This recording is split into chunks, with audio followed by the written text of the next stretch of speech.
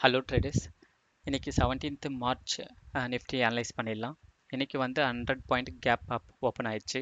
அதுக்கடுத்தது last trading price yesterday closing வரைக்கும் வந்து இங்கே ஒரு சப்போர்ட் எடுத்துட்டு நல்ல ஒரு பையிங் ப்ரெஷர் கொடுத்துருந்தது. ஒரு ஆஃப் அன் ஹவருக்கு 45 மினிட்ஸ் கிட்ட நல்ல ஒரு பையிங் ப்ரெஷரில் இருந்தது.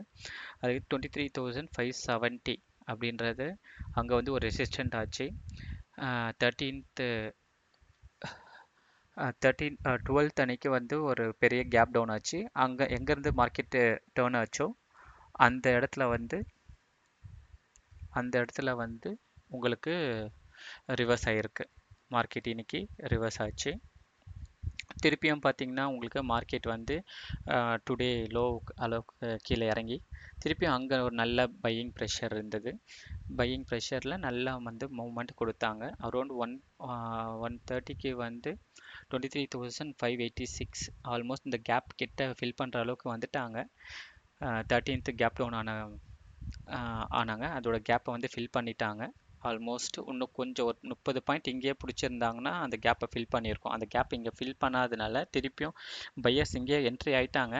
திருப்பியும் வந்து செல்லர்ஸ் இங்கேயே என்ட்ரி ஆயிட்டாங்க. இது ஒரு 3 கேண்டில் பார்த்தீங்கன்னாவே தெரியும்.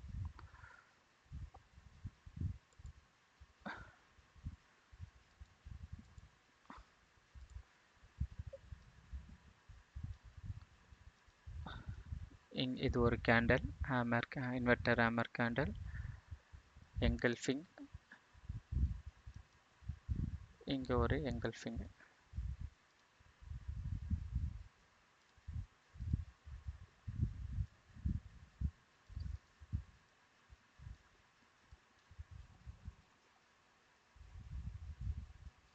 யாரெல்லாம் ரேஞ்ச் பிரேக் அவுட் ஆகிடுச்சின்னு எடுத்தவங்களோ அவங்களுக்குலாம் கொஞ்சம் இன்றைக்கி லாஸ்ட்ல இருந்திருக்கும். காலைல ப்ராஃபிட்லேருந்து இருப்பாங்க. இந்த இடத்துல வந்து அவங்களுக்கு லாஸ் வந்திருக்கும். ஓகேங்களா? இப்போது 18 மார்ச் என்ன மார்க்கெட் எப்படி மூவ் ஆகும் அப்படின்னு நான் ப்ரிடிக்ட் பண்ணுறேன் அப்படின்னு பார்த்தீங்கன்னா, ஆல்மோஸ்ட் இந்த கேப்பை ஃபில் பண்ணிடுச்சு.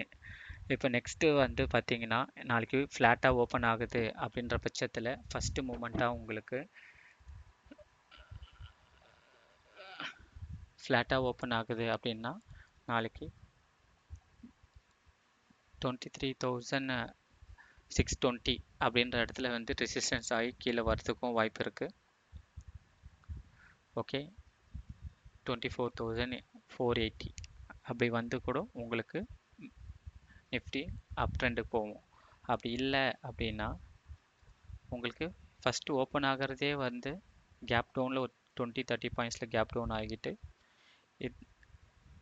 23,480 அப்படின்னு வந்து கூட உங்களுக்கு இங்கே ரெசிஸ்டண்ட் ஆகி திருப்பியும் வந்து அப் ட்ரெண்ட் போகிறதுக்கு வாய்ப்பு இருக்குது.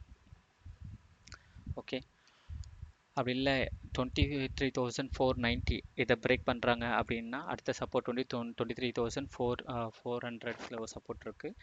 அந்த 400 இன்னைக்கியோட லோவை பிரேக் பண்ணுறாங்க நாளைக்கு அப்படின்னா இன்னைக்கியோட லோ அது எஸ்டர்டே க்ளோஸ், இது ரெண்டுத்துக்கு கீழே க்ளோஸ் பண்ணுறாங்க அப்படின்னா மார்க்கெட் வந்து 23,291 வரைக்கும் கீழே போகிறதுக்கு வாய்ப்பு இருக்குது.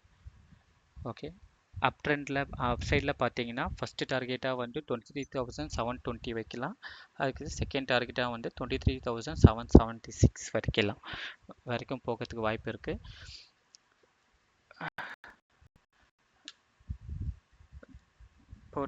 இருக்குது. என்னோட